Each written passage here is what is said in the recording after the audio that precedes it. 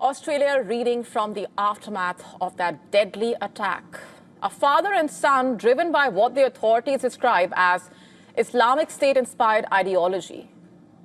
When they opened fire on crowds at one of Australia's most famous beaches, the Prime Minister, Anthony Albanese, confirmed the assessment, calling the attack an act of extremism rooted in an ideology of hate. On Sunday, Sajid Akram and his son Naveed opened fire on people gathered at that beach during celebrations for the Jewish festival of Hanukkah. 15 people were killed. 42 more were injured. Authorities saying the attack was deliberately designed to terrorize Australia's Jewish community. Though the investigations have so far released limited details about the gunmen's deeper motivations.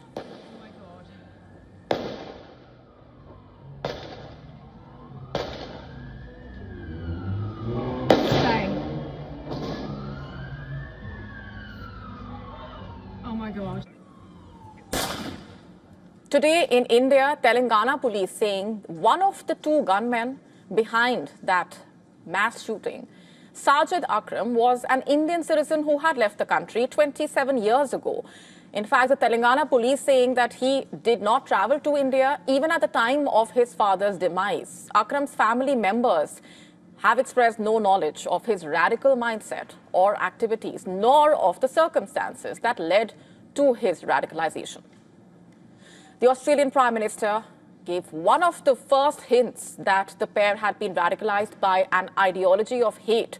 He said in an interview, I'm quoting now, "With the rise of ISIS, more than a decade ago now, the world has been grappling with extremism and this hateful ideology," quote unquote. Investigators are now focusing on the duo's recent travel. They traveled to the Philippines before the shootings, and authorities are investigating whether they met Islamist extremists during the trip. And reports also saying that Sajid and Naveed Akram recently traveled to an island in the Philippines known for Islamist insurgency. Naveed on an Australian passport and Sajid on an Indian passport. Manila's immigration department saying the pair spent almost all of November in the Philippines, with their final destination listed as Davao, the province located on the southern island of Mindanao. Has a long history of Islamist insurgency against central government rule. And the immigration records listed Sajid as an Indian national, his son as an Australian citizen. Back in Australia, the investigators have found a car registered to Naveed Akram parked near the beach in the aftermath of the shooting, in which they basically found improvised bombs and two homemade ISIS flags. Authorities are also facing mounting questions over whether they could have acted earlier to foil that attack. The Prime Minister has said Naveed Akram, reportedly an unemployed bricklayer, had come to the attention of the Australian intelligence agency in the year 2019, but was not considered an imminent threat at the time. And police also still piecing together the duo's movements before the shooting.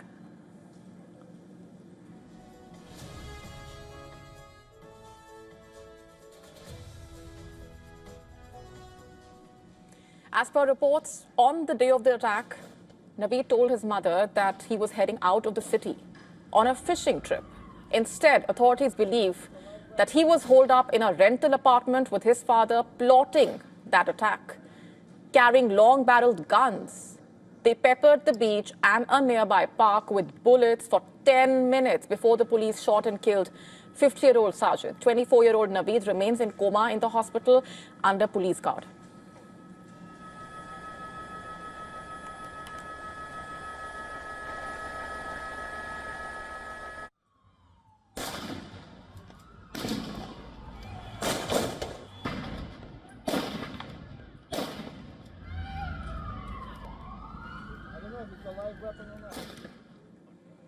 A 10-year-old girl, 2 Holocaust survivors were among those killed. 42 others were rushed to the hospital with gunshot wounds and other injuries.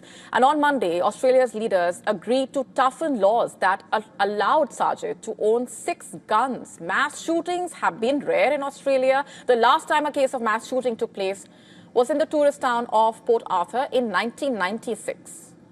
And that massacre sparked a world-leading crackdown that included a gun buyback scheme and limits on semi-automatic weapons as well. However, now many Australians are questioning whether those laws are even equipped to actually deal with the online sales and a steady rise in privately owned guns. And the attack has also revived allegations that Australia is dragging its feet in that fight against anti-Semitism. The country recorded a rise in anti-Semitic attacks as well as Islamophobic incidents, particularly in the aftermath of the Gaza war. The Israeli Prime Minister, meanwhile, has said Australia's decision to recognize Palestinian statehood this year had poured oil on the fire of anti-Semitism. Those were the words used. And amid this, Australia has mobilized citizens, have lined up in numbers of thousands to donate blood to the injured. Red Cross Australia saying more than 7,000 people donated blood on Monday, shattering the previous national record. A growing flower memorial also lining that beach now as mourners gather to honor the victims. Hundreds, including members of the Jewish community, stood together in silence. To stay up to speed with the latest news, download the WION app and subscribe to our YouTube channel.